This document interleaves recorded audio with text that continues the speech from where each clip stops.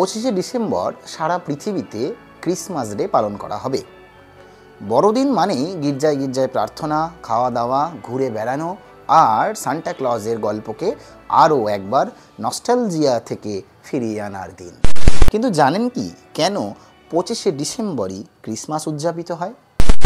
বাইবেলে যিশুর কোনো জন্ম তারিখ নির্দিষ্ট নেই, কিন্তু তারপরও 25শে ডিসেম্বরই প্রতি বছর সাজানো হয়। চিমনির সকলকে নমস্কার, আমি সুপ্রতিম। কিছুদিন আগেই গেল 25শে ডিসেম্বর, মেরি ক্রিসমাস, যিশু খ্রিস্টের জন্মদিন। আর সামনেই আগামীকাল নতুন বছরের শুরু 2024। তো সকলকে অ্যাডভান্স হ্যাপি নিউ ইয়ার। এই মুহূর্তে আমার হাতে এসেছে বড়দিন সম্পর্কিত একটি প্রতিবেদন বা নিউজ আর্টিকেল, সকলের সঙ্গে ভাগ করে নিতে চাই। সিক্রেট স্যান্টার আসল গল্প কি? কেনই বা মোজায় উপহার রাখার গল্প এত জনপ্রিয় আজও? সান্টা ক্লজ কেন মোজায় বাচ্চাদের তার উপহার দেন, সেই নিয়ে কিভাবে এটি প্রচারিত হয়েছে সেই নিয়ে একটি প্রতিবেদন। ইংল্যান্ডে নিকোলাসের গল্পকে ভিত্তি করেই ক্রিসমাসে শিশুদের উপহার দেওয়ার চল তৈরি করা।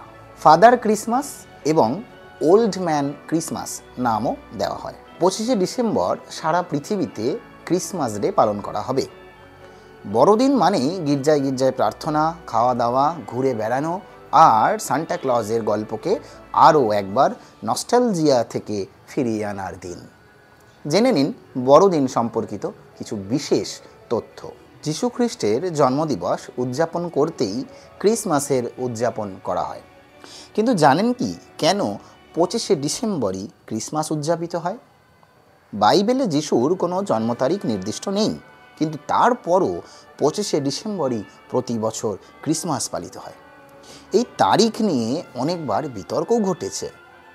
336 খ্রিস্টাব্দে প্রথম খ্রিস্টান রোমান সম্রাট ক্রিসমাস 25শে ডিসেম্বর পালন করেন।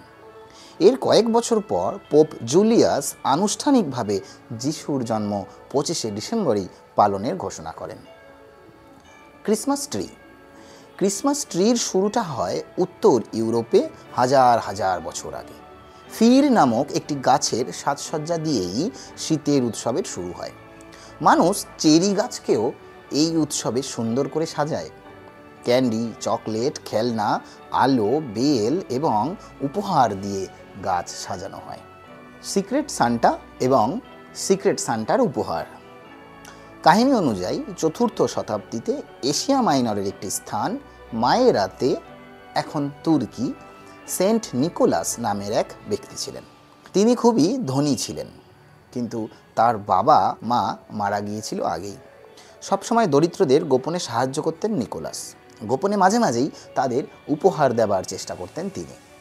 একদিন নিকোলাস জানতে পারেন যে একজন গরিব লোকের 3টি মেয়ে আছে যাদের বিয়ের জন্য তার কাছে কোনো টাকা নেই। নিকোলাস এই ব্যক্তিকে সাহায্য করার জন্য পৌঁছে যান। এক রাতে এই লোকটির ঘরের ছাদে লাগানো চিমনির কাছে পৌঁছে সেখান থেকে সোনাদানাপূর্ণ ব্যাগ বাড়িতে ঢুকিয়ে দেন। সেই সময় এই দরিদ্র ব্যক্তি নিজের মোজা শুকোনোর জন্য চিমনিতে তা লাগিয়ে রেখেছিলেন। মোজা নিকোলাসের দেওয়া সোনাদানায় ভরে যায়। শেষবারে এই দরিদ্র লোকটি নিকোলাসকে দেখতে পেয়ে যান। নিকোলাস তাকে বলেন এই কথা কাউকে না জানাতে, কিন্তু বিষয়টি চাপা থাকে না। সেই দিন থেকেই যখন কেউ কাউকে গোপন উপহার দেয়, মনে করা হয় নিকোলাস দিয়েছেন। ধীরে ধীরে নিকোলাসের এই গল্পটি জনপ্রিয় হয়। বিশেষ করে ইংল্যান্ডে নিকোলাসের গল্পকে ভিত্তি করেই ক্রিসমাসে শিশুদের উপহার দেবার চল তৈরি করা হয়। ফাদার ক্রিসমাস এবং ওল্ড ম্যান ক্রিসমাস নামও দেওয়া হয়। নমস্কার।